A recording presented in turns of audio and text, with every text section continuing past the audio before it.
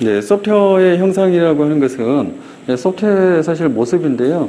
소프트웨어의 모습이라고 하는 것은 최종 구축된 그 시스템도 이 형상인데요. 우리가 소프트웨어라고 말을 할 때 소프트웨어는 그 코드부터 시작해서 그 다음에 실행된 상태, 거기에 재반 산출물 전체예요. 그러면 이 형상이라고 하는 것은 애초에 목표 이미지도 형상인 거고요. 근데 목표 이미지는 언제 나와요? 사업계획 단계. 그죠? 그럼 사업계획 단계부터 최종 완료 이후에 유지보수 단계까지 이 전체 소프트웨어 형상은 계속 변하고 있어요. 그러면 이 중에 어떤 놈이 진짜 소프트웨어야? 각 시점으로 끊으면 각 진짜예요, 전부 다. 맞죠? 그러면 뭐가 형상이냐? 이 전체가 형상이에요. 그래서 이 전체가 무엇인지를 알아야 전체를 관리할 거잖아요. 근데 이 전체를 몰라갖고 관리를 안 했어. 그러면 우리 형상은 이게 전체인데 형상이 일부가 없는 거잖아요. 그렇게 되면 이게 제대로 된 소프트웨어가 아니라는 거예요. 그래서 소프트웨어 형상 관리라고 하는 것은 그걸 관리하자라는 이야기예요. 그게 전체의 소프트웨어의 모습이라는 거예요. 그럼 그거를 관리를 하려고 하면 어떻게 해야 되나 이런 이야기를 하는 거고요. 그래서 요구사항에 대한 이 항목들이 굉장히 중요한 소프트웨어 형상이 되겠죠. 그 다음에 목표 시스템, 이미지 이것도 굉장히 중요한 형상이 되겠죠. anyway, 그렇지만 이것들은 어느 부분에 다 산출물이에요. 그렇죠? 그리고 그런 것들이 전부 녹아져 들어가 있어요. 전체에. 녹아져 있는 그 전체를 가지고 있어야 형상을 관리하고 있다 라고 이야기를 하는 거예요. 생명주기 전 과정에서 발생하는 산출물을 체계적으로 관리한다. 그래서 소프트웨어 가시성 및 추적성을 부여해서 품질 보증을 향상한다. 스파, 스냅샷은 전부 다 진짜 형상이에요. 근데 얘가 자꾸 변화한다는 거죠. 이 변화를 추적하고 관리하지 않으면 최종 우리의 목표에 도달할 수 없을 것이다 라고 이야기를 한다라는 거예요. 그렇게 관리하기 위해서 우리는 뭘 알아야 되나 뭐 그런 이야기죠. 하여튼 그렇게 하게 되면 궁극적으로는 품질도 향상되고 그 다음에 개발의 생산성도 향상되고 왜냐하면 우리가 어떤 상태인지 계속 알려주는 애가 있는 거예요. 지금 우리의 소프트웨어 모습이 뭐야? 우리 어느 정도까지 개발됐어? 앞으로 얼만큼 더 개발해야 돼? 이렇게 질문하게 되면 형상 전체를 지금 관리하고 있지 않으면 대답이 안 나올 거잖아.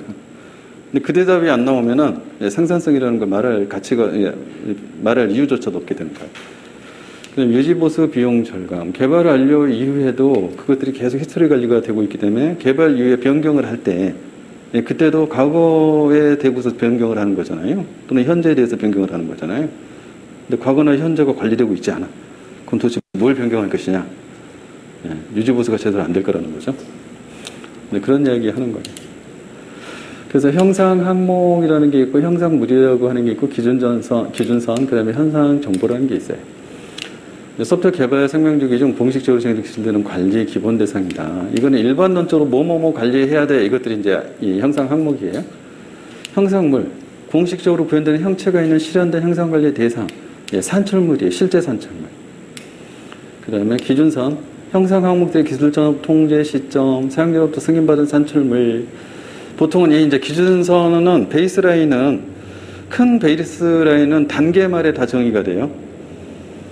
근데 우리는 단계말뿐만 아니라 매 시점마다 실제로는 형상관리 툴을 통해서 고객하고 계속 커밋을 찍었다 그러면 그 순간순간이 계속 베이스라인이 되는 거예요. 그래서 베이스라인을 꼭 단계말 베이스라인에 집착할 필요는 없다. 결국에는 컨펌이 됐다. 서로 그러면 무조건 그건 다 계속 기준선이다. 그래서 우리가 형상 정보를 관리한다라고 하는 것은 이 형상 항목과 형상물을 관리한다는 뜻이라고 이야기를 하는 거예요. 그래서 형상관리 대상에는 프로젝트 관리 측면의 산출물이 있고 프로젝트 수행의 산출물이 있어요. 그래서 이 프로젝트 관리 산출물의 예시는 이제 프로젝트 수행 계획서.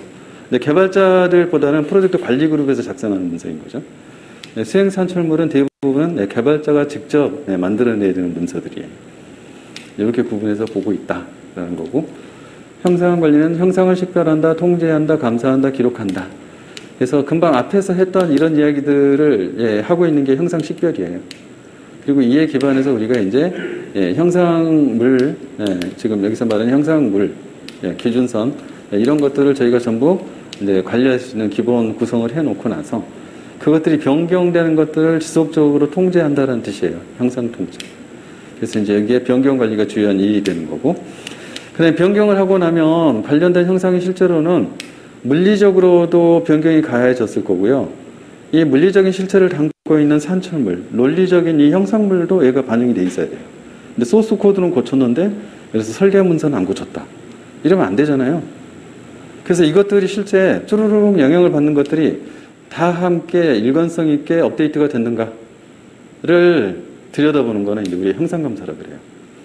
또는 실제로 변경을 했는데 변경 이력이 전혀 없어요. 이래도 안 되잖아요.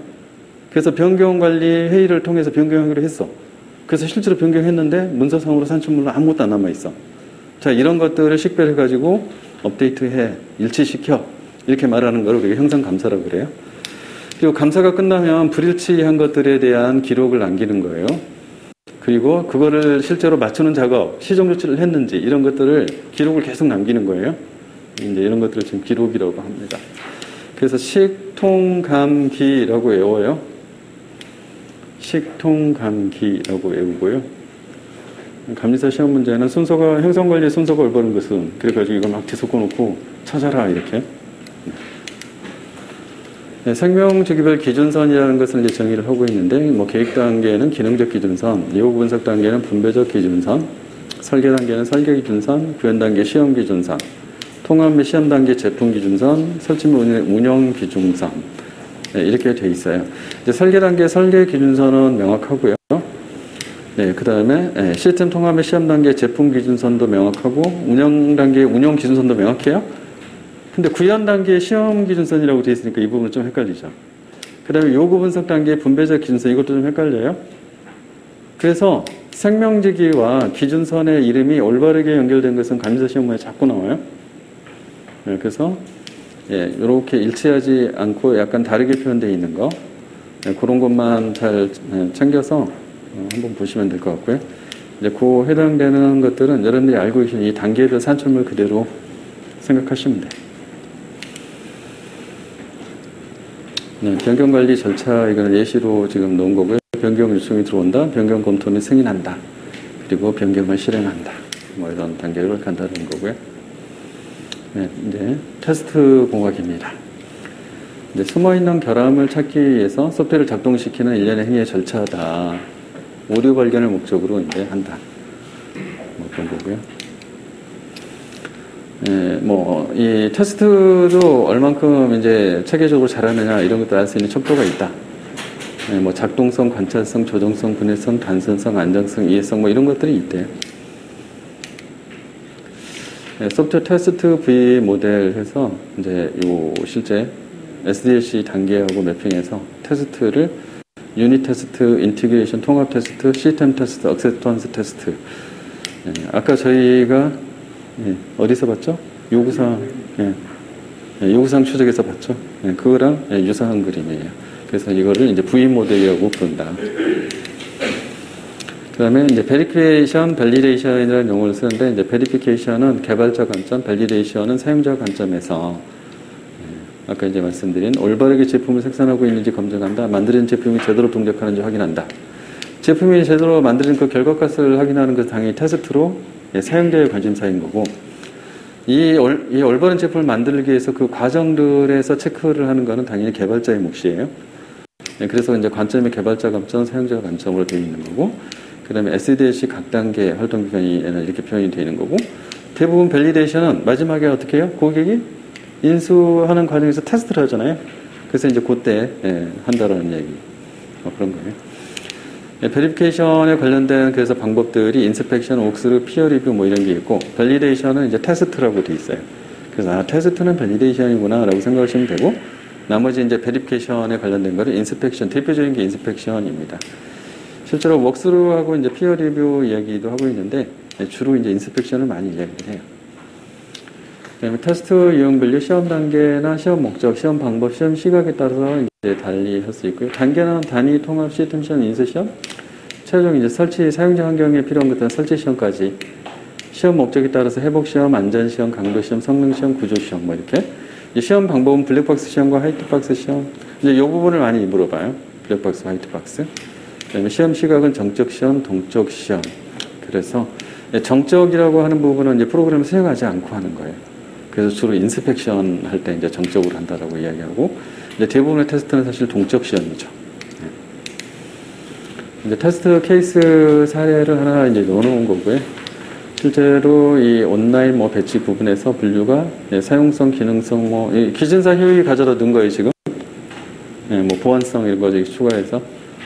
그리고 이 하위에는 이제 테스트 케이스 하나하나를 가지고서 전부 시행 내용과 테스트 데이터 예상 결과 이렇게 해서 품질 특성 중에 어느 부분을 보는 건지 수행 결과 1차, 2차 이렇게 패스페일 관리하는 산출물로 많이 이런 거 보고 계시고 또 사용하고 계시죠.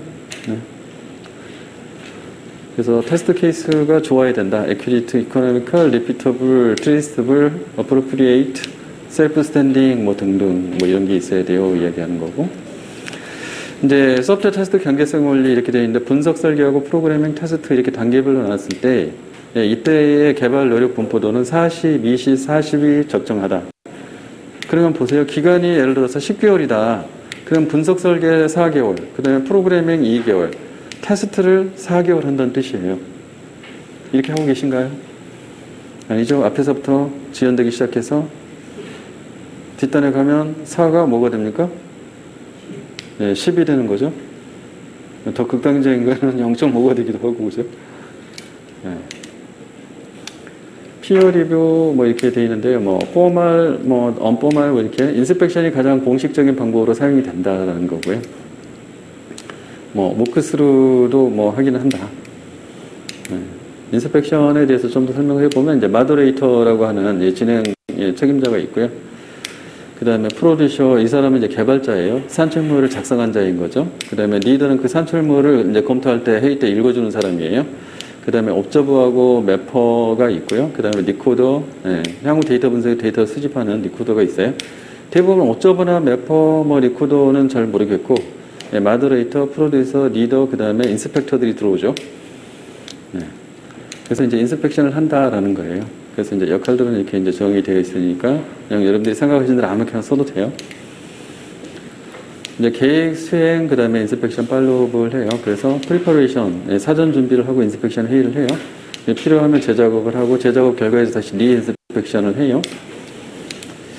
일단 인스펙션 회의는 준비가 충분하지 않다고 판단되면 회의를 연기 또는 취소한다. 인스펙션 회의 시 주의사항, 해결점에 대해서 토론하지 않는다. 작성자의 퍼포먼스 측정 수단으로 사용하지 않는다. 인스펙터들은 이제 사실 동료들이죠. 산출물을 쭉 뿌려주고 인스펙션 할 거야. 그러면 미리 이제 아까 그 모더레이터를 중심으로 옆에 이제 보조적으로 도와주는 관리자가 있어요. 그래서 쫙 뿌려줘요. 그러고 나서 자기가 발견한 사항을 인스펙션 시트에다가 무조건 적어서 내라 그래요. 그러고 나서 인스펙션 회의 소집해가지고 그냥 쭉 읽어줘요 다. 그러고 나서 원래 프로듀서, 그러니까 개발자죠. 그 산출물 작성한 자가 듣고 알아서 해석해라는 거예요. 그래서 그 중에서 반영할 게 있고 고쳐야 되는 게 있어. 그러면 다시 리웍을 한 다음에 재인스펙션 하자는 거예요. 근데 이거를 하면은 품질 수준이 엄청나게 높아지는 거 맞아요. 실제로 해보면 효과가 있어요. 근데 거기서 이거 이렇게 고쳐야 돼, 저렇게 고쳐야 돼 이런 얘기 하지 말라는 거예요.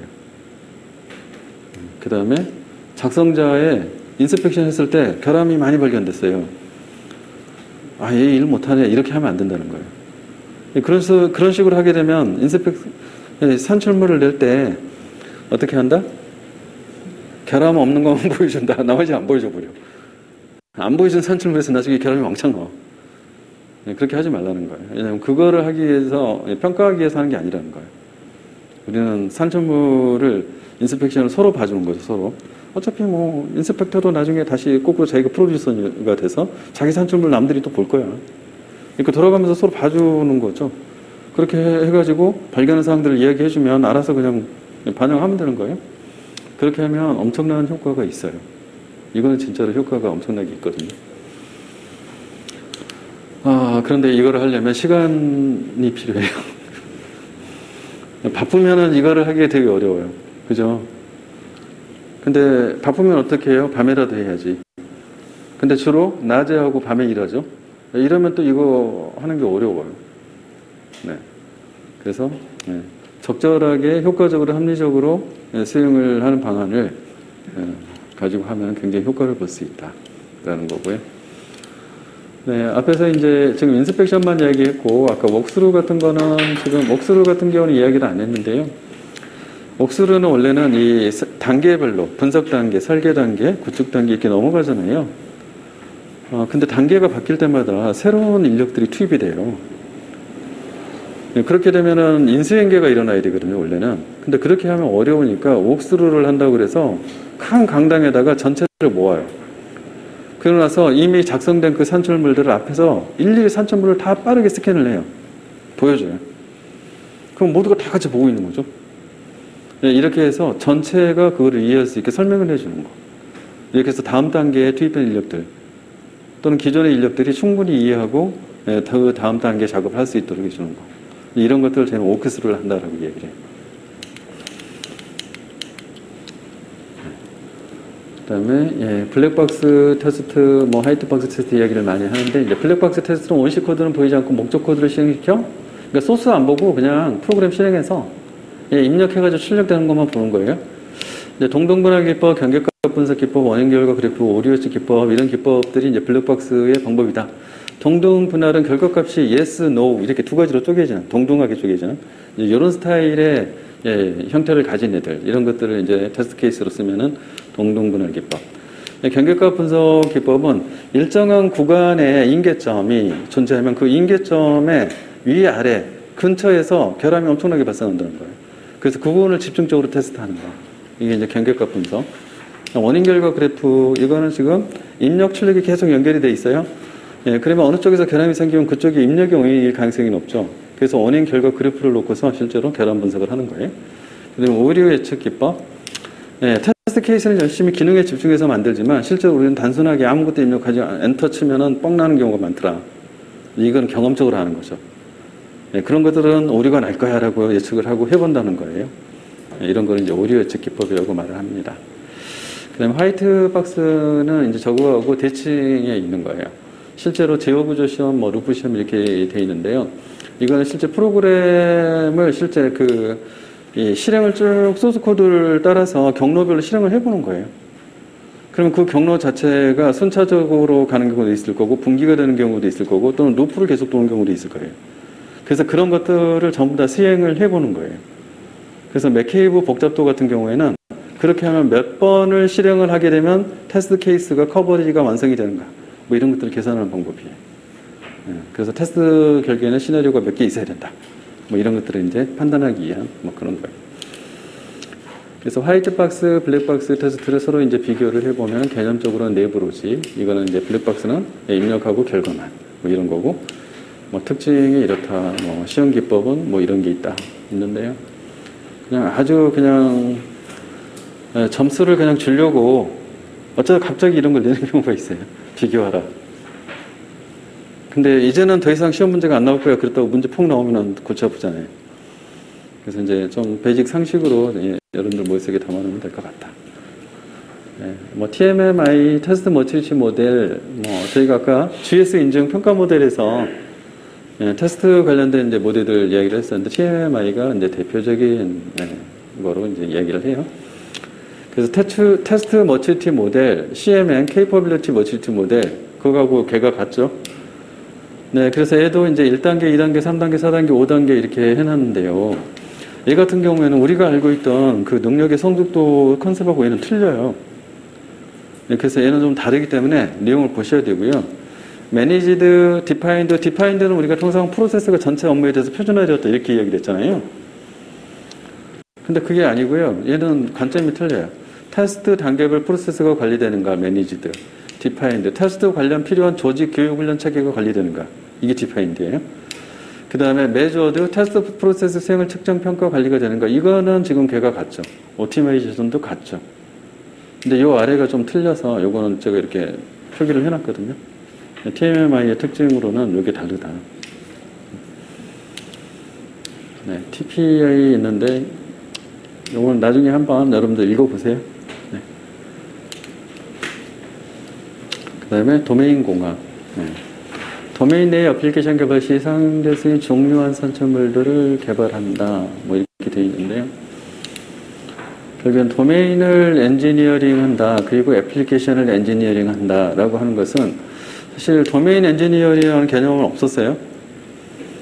근데 재사용이라고 하는 부분들이 이슈가 되면서 이제 도메인 엔지니어링이라는 게 튀어나오는 거고요.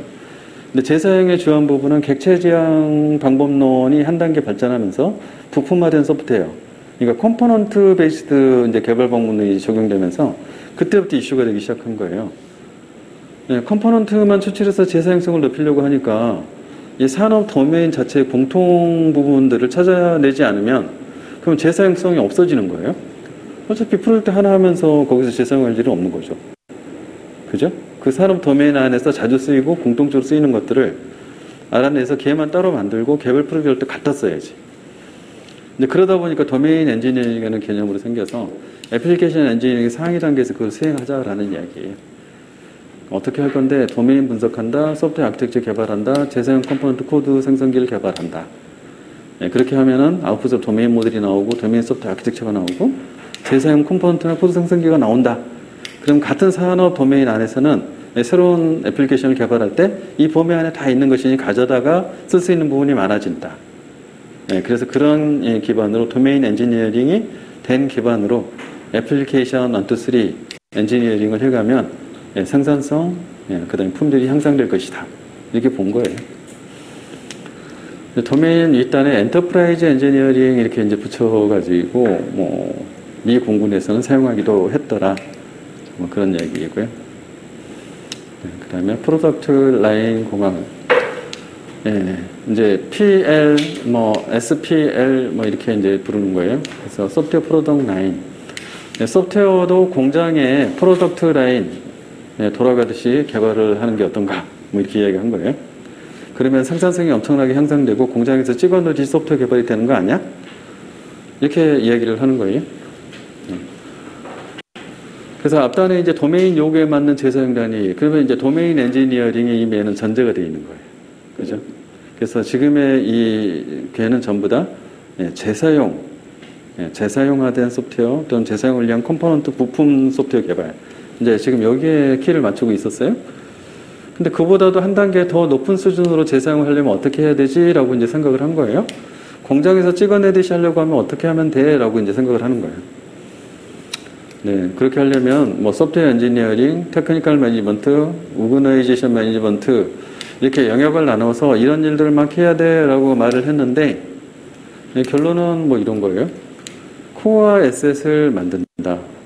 그리고 프로덕트를 개발한다. 그리고 이것들이 잘 되도록 관리한다.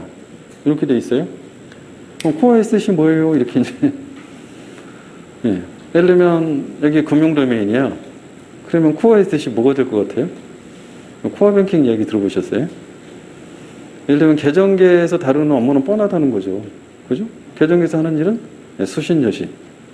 수신여신이 하는 일은 똑같아. 그죠? 예를 들면 그 부분은 코어 에셋으로 미리 만들어 놓는다는 거예요. 그러면서 거기에 부가적으로 상품이 막 달라질 거 있잖아요. 수신 상품도 달라지고 여신 상품도 달라질 거예요.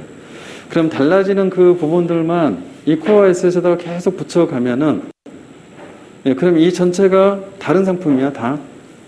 그럼 옛날 같으면은 각각을 엄청난 이 기간과 시간을 소요해서 개발을 해야 되는데 우리가 코어 에셋을 딱 정의해 놓고 이거에다가 붙여넣기만 해버리면 다른 상품이 되네. 그럼 코어 에셋을 라인에다가 쭉 흘려보내면서 액세서리 기능들을 개발해서 막 붙이는 것처럼 되는 거죠. 그럼 프로덕트 라인에서 제품 찍어내듯이 개발하는 거 아니야? 이렇게 보고 있는 거예요. 그래서 결국에는 코어 에셋이라고 하는 게 제일 중요해진다. 그래서 코어 에셋을 이제 개발을 하는 방법이 프로액티브 하면 코어 에셋을 먼저 개발하고 그리고 나서 나머지를 붙인다. 리액티브는 그게 아니라 코어 에셋을 정의를 못 하겠으니 기존에 막 했던 것 중에서 코어 에셋이라고 하는 것을 긁어 모아서 딱 조립. 이렇게 정의를 해보자라는 거고 인크레멘탈 이거는 하이브리드 방식으로 이 두 개를 조합을 하자. 이렇게 접근한다는 거예요. 그래서 이제 도메인 공학과 이제 컴포넌트 이제 베이스 소프트웨어 이제 CBD죠. 그래서 코어 에셋 리파지토리를 만들어 놓고 이걸 기반으로 해서 도메인 공학을 통해서 식별된 컴포넌트들 이것들을 전부 다 사용해서 개발을 하겠다. 이런 이야기를 하고 있는 거예요. 죄송합니다. 질문인데요. 네. 제가 항상 헷갈리는 게 방법론하고 공학하고의 차이가 차이가 뭔지 헷갈리는데 방문의 부분에 MDA라는 모델 기반 아키텍처가 있어요. 그거랑 저는 지금 이 부분은 프로젝트 라인 PLD랑도 유사하다고 보는데 이게 어떤 방문국과 공학의 차이 때문에 그런 건가요? 아니에요. 공학은 지금 하고 있는 이 전체가 공학이에요. 우리가 하고 있는 모든 게 공학이에요. 근데 공학 안에서 우리가 방법론을 정의한다는 것은 특정 조직이 활용할 목적으로 그 안에 그 조직에서 그동안에 경험해온 노하우들을 자꾸 정리해서 집어넣는 작업을 하고 있는 거예요. 그렇게 해서 이것을 세트를 만들고 지속적으로 변화 관리를 새로운 베스트 프랙티스를 추가해 가면서 조직 전체가 얘를 활용해서 넥스트 프로젝트를 할 수 있도록 이렇게 만들어 놓은 기업. 공학을 활용한다고 보는데요? 공학의 일부분이 방법론이에요. 공학적인 접근을 하자라고 말하는 것은 이러한 체계적인 것들을 그 안에 품고서 가자라고 얘기를 하는 거죠. 그래서 공학이 훨씬 더 넓은 부분이에요. 이거는 이제 포항공대에도 이제 소프트웨어공학연구소가 있는데 막 이런 것들이 한참 이제 될 때 거기에서 이제 이 피처라고 하는 것을 하나의 공통 재사용 가능한 특성으로 뽑아내서 얘를 이제 컴포넌트 하겠다라고 해서 이제 정의했던 논문 사례가 있어서 여기다가 한번 넣어봤어요. 네, 그리고 이제 SPL에다가 앞에 S를 하나 더 붙여서 시스템 앤드 소프트웨어 프로덕트 라인 엔지니어링 이렇게 해서 SSPL이라고 하는 게 이제 나왔어요. 요거 이제 국내에서 이야기된 거는 몇 년 안 됐는데 실제로 뿌리는 되게 깊어요. 유럽에서 상당히 오래전에 이제 시행을 했던 거예요. 유럽연합이 1990년대부터 20년 가까이 SSPL 이렇게 나오죠. 근데 저희는 이제 사실 유럽하고 친하지 않고 북미하고 친해요, 저희가. 그러니까 이런 것들을 좀 늦게 이제 보게 되는 거고. 네. 그래서 이제 보시면은, 보시면 제품군을 정의한다, 플랫폼을 개발한다, 그 다음에 자산을 구축한다, 그 다음에 개별 제품을 생산한다, 제품을 개량한다, 개량된 제품을 막 써먹다가 또 비즈니스 패러다임이 바뀌면 새롭게 또 제품군을 정의하는 거예요. 그래서 이 뺑뺑이를 계속 이제 돌려가고 있는 거예요. 어떤 제품, 예를 들어서 항공 분야냐, 자동차 분야냐, 뭐 이런 이야기인 거고요. 그냥 플랫폼을 개발해, 여기서 쓸 수 있는 공통 플랫폼들을 개발해 라는 이야기예요. 그래서 이제 여기서 도메인 공학이 나오고 있는 것이 도메인. 그리고 이 도메인을 기반으로 해서 우리는 뭐를 할 거다? 코어 에셋을 만들 건데 이렇게 이야기한 거예요. 그래서 이제 공통 자산이 있고요, 가변 자산이 있어요. 근데 이제 코어 에셋 기반으로만 우리는 이제 이 SPL을 생각했는데 얘는 그게 아니라 가변 자산도 정의를 해요. 그래서 이 두 가지를 가지고서 결국에는 플랫폼을 재사용하고 가변 자산을 선정을 하고 특화 자산을 개발해서 붙이는 거예요.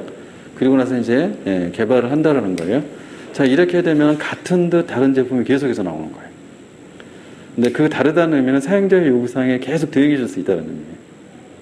근데 이것들은 이제 그리고 나서 뭐 이제 개량 이렇게 돼 있는데요.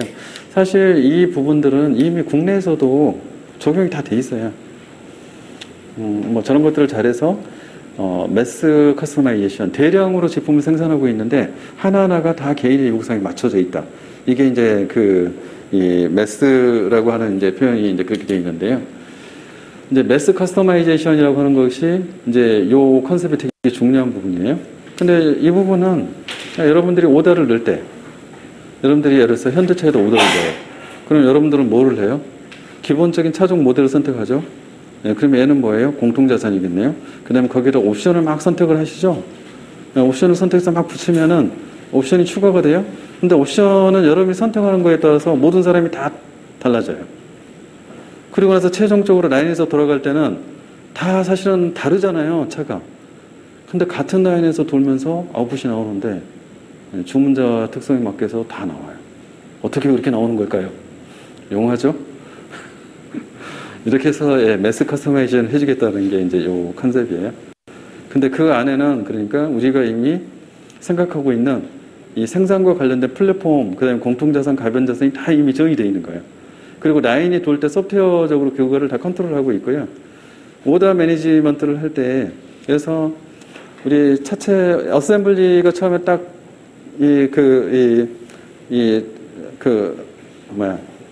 흘러가는 벨트 있잖아요. 그거 뭐라 그러죠?